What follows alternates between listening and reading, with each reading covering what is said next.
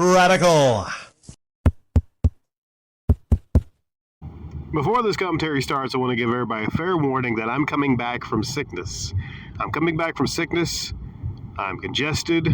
I'm hacking, coughing, sneezing. So I will try my best not to make any weird kind of sickness sound effects throughout this. But no promises. Okay?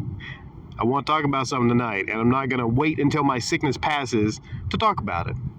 What I'm going to talk about is, first off, the fact that the PlayStation 5 system, not the PlayStation 5 Pro, but the PlayStation 5 system was one of the most sought after entertainment products ever.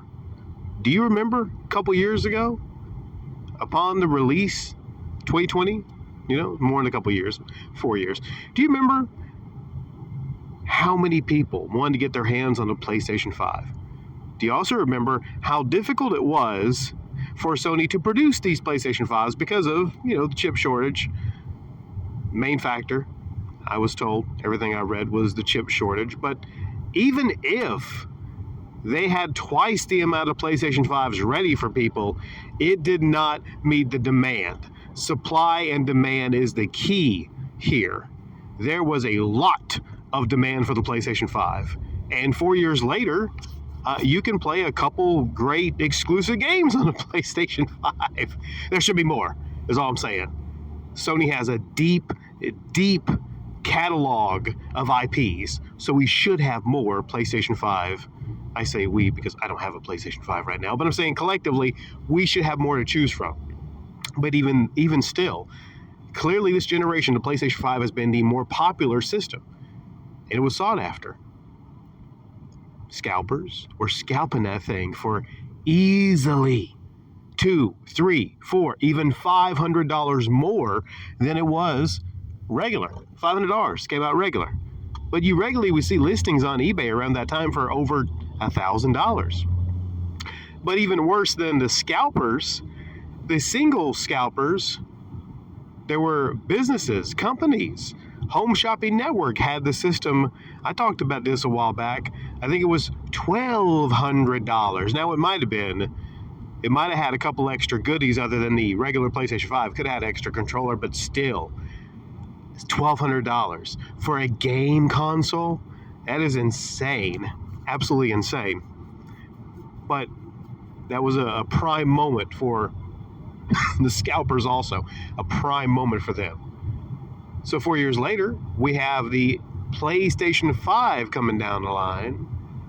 And I guess these same scalpers that made a lot of money getting all these PlayStation 5s, buying them up online and reselling them, scalping these systems, because there was no intention of saying like, oh, I just don't want this PlayStation 5.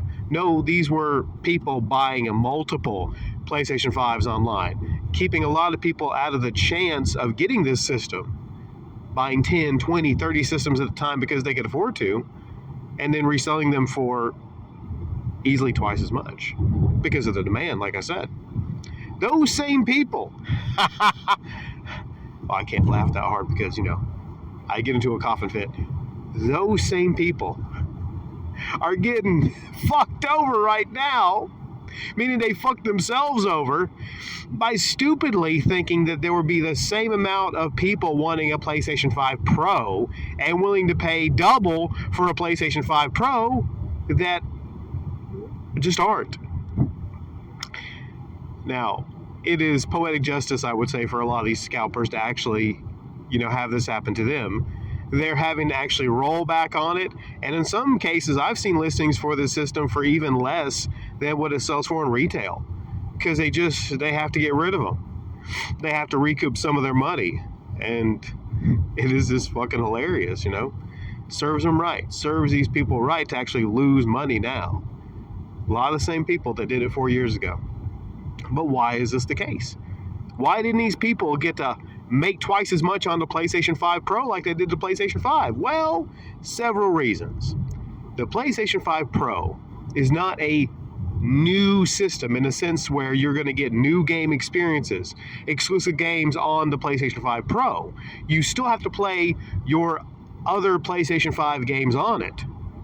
So it's not a necessity not a necessity. It is a optional purchase.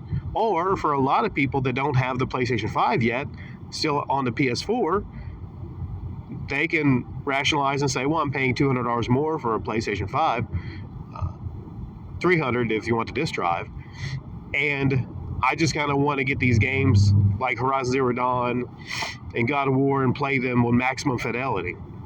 So to them, the new people that are just getting into PlayStation gaming, they justify it like that. But it's not a necessity. It is not a new console generation. It is the same generation. Another factor is, the most important factor is, well, I looked on Amazon, and you can actually get a PlayStation 5 Pro for $699. $699.99. You can actually get that thing now for the regular price. And I looked on Walmart.com, and guess what? It's not out of stock. It is in stock. So scalpers, I'm not going to give you tips on how to scalp, but maybe before you start your scalping, make sure this shit isn't readily available for anyone to get online and in stores. There's not a rush for the PlayStation 5 Pro. Yeah, the PlayStation 5 was popular, partly because it's a new console generation. But that's a positive sign, because it tells me that maybe these mid-gen refreshes will stop getting all the attention. They don't need as much attention. I mean, it was a new thing back with the PlayStation 4 Pro and the Xbox X, and people were really interested, like, oh, it's a mid-gen refresh. Oh my goodness, it's new systems. But now I think people have kind of caught on to it. Microsoft's not even doing one this generation. They've caught on to it, and hopefully we get back to a situation to where they just overload the system from the very beginning, and they give us a very powerful console from the very beginning that, you know, no one's going to be like, well, we need a little bit more juice halfway through the generation.